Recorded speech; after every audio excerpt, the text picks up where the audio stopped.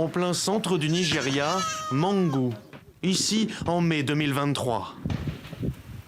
Cette petite ville rurale, plusieurs fois meurtrie ces dernières années, est un concentré des tensions qui agitent l'état du plateau, et particulièrement cette région charnière entre à part quasi égales, un sud, principalement chrétien, et un nord, à majorité musulmane. Lors de nouveaux affrontements en janvier 2024, à l'image de cette église et de cette mosquée, toutes deux détruites, les deux communautés étaient indifféremment ciblées par des groupes non identifiés. Près de 2 ans plus tard, à Mangu, la coexistence pacifique et le dialogue ininterrompu entre chrétiens et musulmans sont mis à mal par la confusion entretenue entre les conflits locaux et les attaques meurtrières de groupes islamistes ou criminels. La vie d'avant était très cordiale et paisible. Mais à la suite de cette crise, même si nous ne perdons pas espoir, nous travaillons jour et nuit pour retrouver la paix que nous avions autrefois. Les habitants de Mangu et les responsables des différentes communautés savent bien que les tueries sont moins une affaire de religion que de différents fonciers qui s'enveniment sur fond d'instabilité climatique croissante. Entre les éleveurs peuls, musulmans, et les agriculteurs des communautés chrétiennes, mais aussi musulmanes, les Haoussa, l'occupation des terres est depuis longtemps l'objet de conflits locaux et des inéluctables cycles des représailles.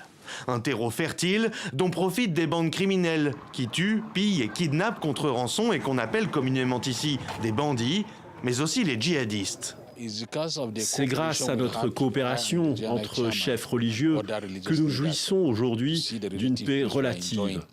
Mais nous ne pouvons pas nier qu'il existe encore des fauteurs de troubles déterminés à saboter le processus de paix, que ce soit pour des intérêts personnels ou pour d'autres raisons que nous ignorons. Depuis plus d'une dizaine d'années, Boko Haram et l'ISWAP, sa branche dissidente ralliée au groupe État islamique, mènent des attaques régulières dans le nord du Nigeria. Dans cette partie du pays, leurs victimes sont de facto majoritairement de confession musulmane. Une réalité contre-intuitive qui entretient la confusion sur des rivalités aux causes bien plus complexes que ne le voudrait un Donald Trump, dénonçant début novembre les meurtres de chrétiens et le supposé laisser-faire du pouvoir nigérian.